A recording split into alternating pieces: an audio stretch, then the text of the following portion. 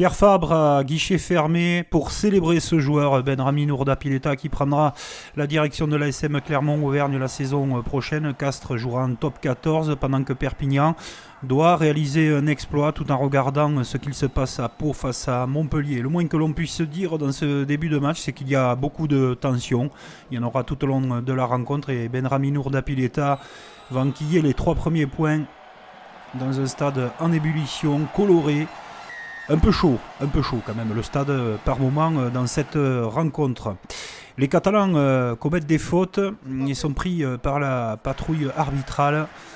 Il va donner l'occasion à Benramin Ourda-Pileta de continuer à marquer des points sous le maillot castré. C'est sa dernière apparition à ce joueur qui a tant donné au Castres olympique et qui le célébrera dignement à sa sortie à la fin du match.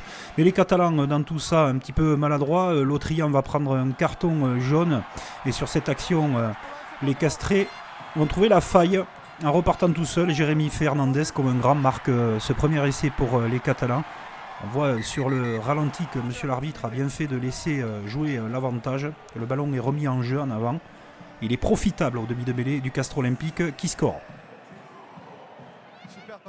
Sous le coup de pied de renvoi, les Catalans vont s'employer à essayer de perturber les Castrés qui remontent ce ballon. Et le bon contest de Pioula face à l'ailier au sol. Il va donner l'occasion aux Catalans de scorer. C'est pas immérité par la botte de Tristan Teder. Tellement ils s'emploient, comme depuis le début de la saison, on a envie de dire, ces Catalans, que ce soit à l'extérieur ou à domicile, où ils sont capables de réaliser de très belles choses. Le score est déjà fait à Pau, qui a le bonus offensif face à Montpellier. Les Catalans savent déjà à la mi-temps qu'ils ne pourront pas éviter l'access match à Grenoble. Le triste perdant de la finale du championnat de Pro D2 face à Oyonnax. Mais les Catalans ne s'arrêtent pas. Ils continuent à jouer. Cette percée lumineuse de Tisley va donner l'occasion au jeune Théo Fornet, le sétiste, de marquer 7 essais. Cet exploit de Georges Tisley, une bonne vista pour ce coup de pied à suivre. Théo Fornet qui marque l'essai des Catalans, qui les ramène dans cette partie. Les Catalans ne lâchent rien, s'accrochent. Il y a de la bataille dans tous les secteurs de jeu. C'est un match dur, féroce. Il y a des fautes aussi commises par les Castrés.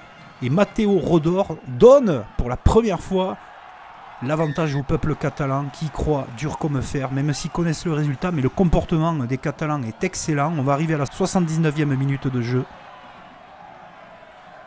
Les Castrés contestés par Pozzolo Toulayi, à qui on demande de lâcher le ballon.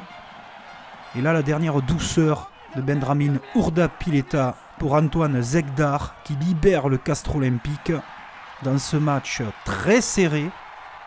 Sur le plan physique, sur le plan mental aussi, il y a beaucoup de charge mentale et de débauche d'énergie de la part des joueurs.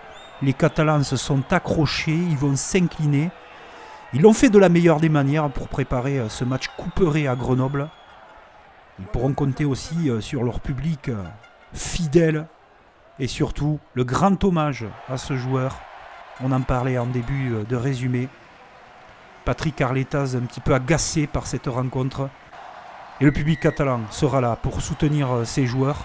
Ils ont fait tout de même une grande saison avec leurs moyens, mais ce match couperé contre Grenoble, il va falloir l'emporter. Victoire de Castres 26-16.